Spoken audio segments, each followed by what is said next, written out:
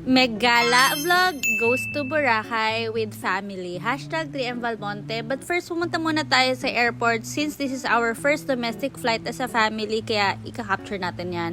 Ayan. So, ayun na nga. Papunta tayo sa Katiklan.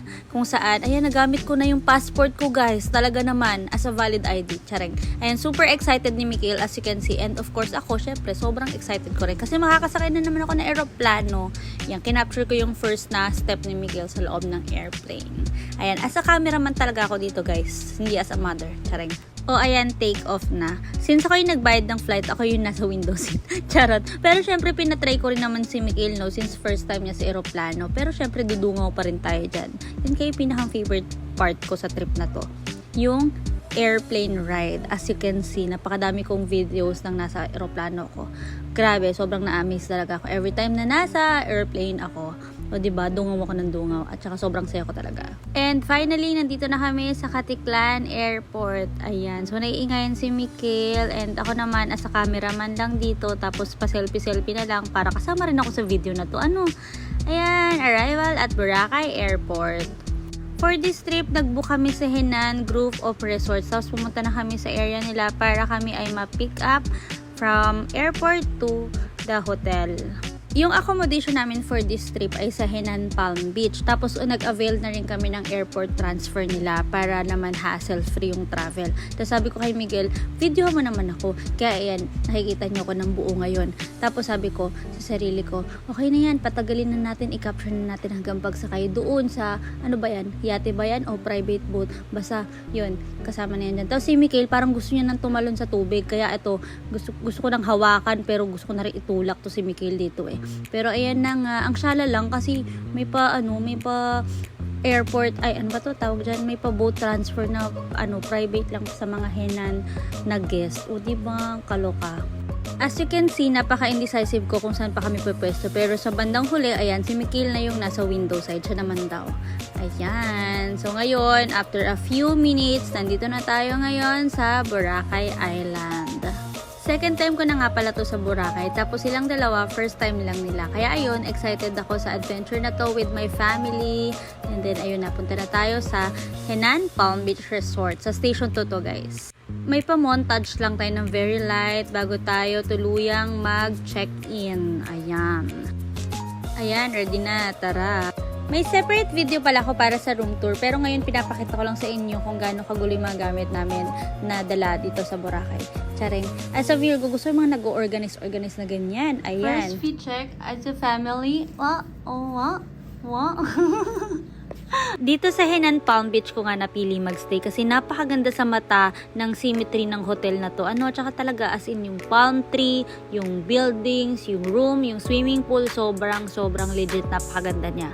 Ayan, let's capture this moment. So, ito yung moment na to, yung unang beses nilang masisilayan ang white beach sand ng Boracay. Ayan. So, syempre may pa-capture tayo sa harapan. Sayang ang binayad sa hotel. Charing. Talagang mapapa-thank you Lord ka na lang talaga sa ganda rito. But our first agenda ay yung magpa-braid si Mikhail. Ayan. Since tamad kami magsuklay at mag-ipit, ayan na lang para bongga. Ngayon naman naglalakad kami papuntang D-Mall para makahanap ng kakainan. Ayan, ito yung order namin. Chicken barbecue kay Mikhail, pulled pork kay Miguel, at fish and chips sa akin. Dito napili ni Miguel kumain sa I Love Backyard Barbecue. Sobrang legit yan, masarap. Tapos lakad-lakad lang tayo and then aura lang tayo sa beach with the family. When I say aura, look at my daughter. Yan, ganyan, pack, ganun. As you can see, enjoy na enjoy ni Mikhail dito, no? Sa buhangin pa lang, ayan, ginawang snow angel. As a mother / vlogger / photographer, i-capture natin yung moment na yan, o diba? Naalala ko tuloy yung trip namin sa Jumalig nung 7th birthday niya. At ngayon naman, gift namin talaga to for her 11th birthday. Swimming na talaga si Mikhail. Kami naman ay nagpahinga muna kami dito sa may ilalim ng puno kung saan mapapakanta ka na lang talaga ng I think I like this little life. Ganun. To capture this moment, sobrang napaka-precious talaga nito for me, guys. Sobrang, ay nako, thank you Lord talaga. Though struggle pa rin talaga ang pag-capture ng family picture since you know, kami lang. Pero kaya natin yan. Magagawa natin ng paraan yan. Ipupush natin yan. Diyos ko, ako pa ba? Baka si Megs V to. Baka MV photography to. Charot. Ayan. At dahil hindi tayo takot sa araw, tayo mag-astang foreigner. Kunwari marami tayong puting puhunan, kaya tayo mag-sunbathing, ganun. O, diba? Hilata lang tayo dyan. Absorb the vitamins and minerals. And then, syempre, hindi ako mapakali. Gusto ko mag-capture ng kung ano-ano. Ayan. Sana kaya ng camera natin kahit buha-buhangin na. Pero laban natin yan kasi syempre for the memory to diba? Picture lang ng picture, ganun. Kidding aside, hindi ko lang talaga mapigilan na mag-capture ng mga gandang moments.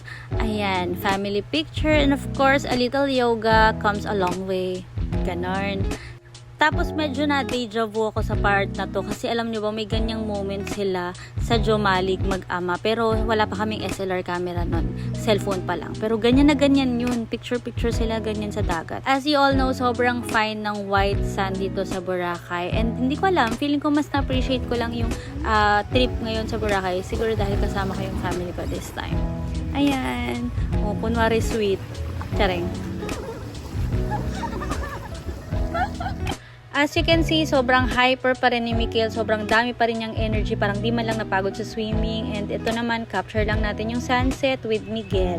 Hindi naman, pumunta ulit tayo sa D-Mall kung saan maghahanap tayo ng kakainan for dinner. But first, Crystal Shack. Ito yung favorite store ko dito sa Boracay. And dito namin napiling kumain sa Island Chicken Inasal. Kung saan kumain si Miguel ng Inasal, kay Miguel bangus. At sa akin naman ay Pansit Canton. Sobrang sarap dito guys. As in, sobra legit. Napakasarap dito. Tapos namin mag-dinner, bumalik na kami sa hotel. Dapat magsiswimming pa kami pero sa bathtub na lang daw.